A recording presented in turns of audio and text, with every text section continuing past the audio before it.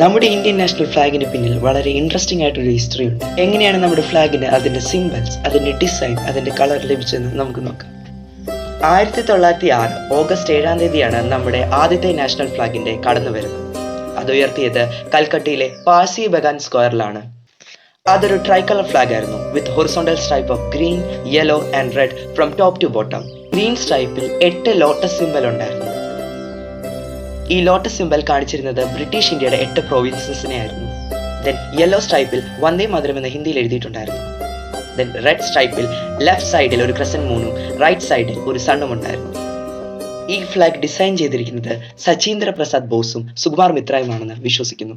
1907 പാരീസിൽ വെച്ച് മേഡം വികായ്ജി കാമ നമ്മുടെ സെക്കൻഡ് ഫ്ലാഗ് ഹോയിസ്റ്റ് ചെയ്തു. അതും ഒരു ട്രൈ കളർ ഫ്ലാഗ് ആയിരുന്നു. ഫോറിൻ ലാൻഡിൽ ഹോയിസ്റ്റ് ചെയ്ത നമ്മുടെ ആദ്യത്തെ ഫ്ലാഗാണ് ഈ ഫ്ലാഗ്. സാഫ്രോൺ കളർ ആദ്യമായി ഉപയോഗിക്കുന്നതും ഈ ഫ്ലാഗിലാണ്.